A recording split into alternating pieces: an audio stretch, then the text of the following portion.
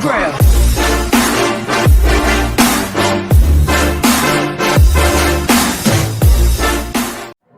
You, John Fitzgerald Kennedy, do solemnly swear I, John Fitzgerald Kennedy, do solemnly swear that you will faithfully execute the office of President of the United States that I will faithfully execute the office of President of the United States and will, to the best of your ability, and will, to the best of my ability, preserve, protect, and defend the Constitution of the United States. preserve, protect, and defend the Constitution of the United States. So help you God.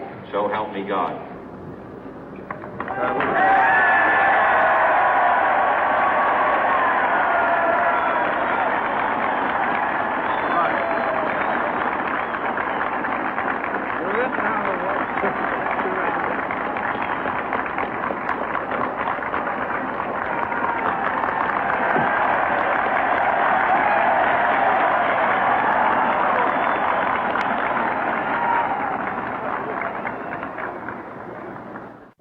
Vice President Johnson, Mr. Speaker, Mr. Chief Justice, President Eisenhower, Vice President Nixon, President Truman, Reverend clergy, fellow citizens.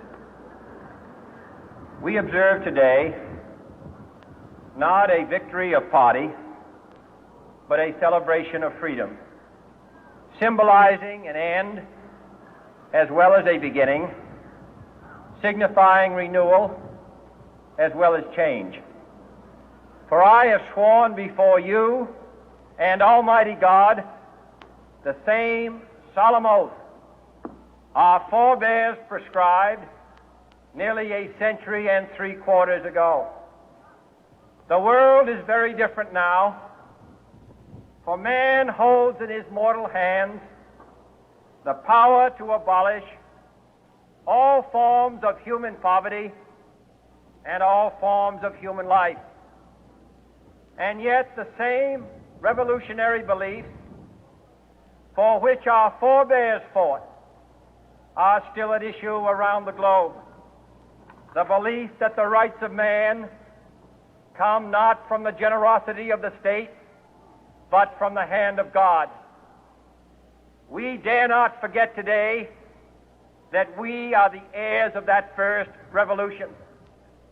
Let the word go forth from this time and place to friend and foe alike that the torch has been passed to a new generation of Americans born in this century, tempered by war, disciplined by a hard and bitter peace, proud of our ancient heritage, and unwilling to witness or permit the slow undoing of those human rights to which this nation has always been committed and to which we are committed today at home and around the world.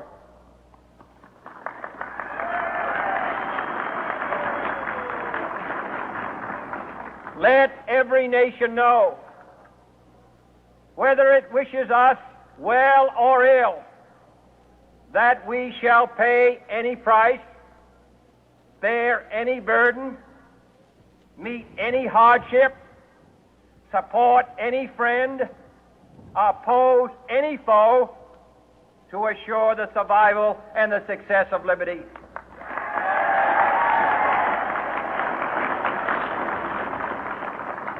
This much we pledge and more.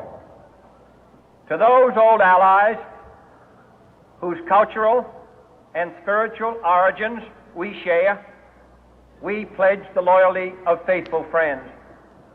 United, there is little we cannot do in a host of cooperative ventures. Divided, there is little we can do, for we dare not meet a powerful challenge at odds and split asunder. To those new states whom we welcome to the ranks of the free, we pledge our word that one form of colonial control shall not have passed away merely to be replaced by a far more iron tyranny. we shall not always expect to find them supporting our view, but we shall always hope to find them strongly supporting their own freedom, and to remember that in the past, those who foolishly sought power by riding the back of the tiger ended up inside.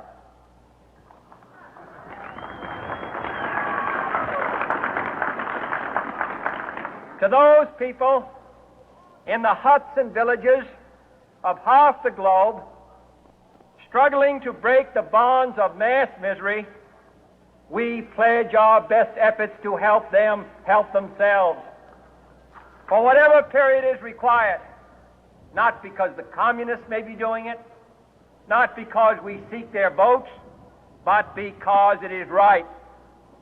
If a free society cannot help the many who are poor, it cannot save the few who are rich.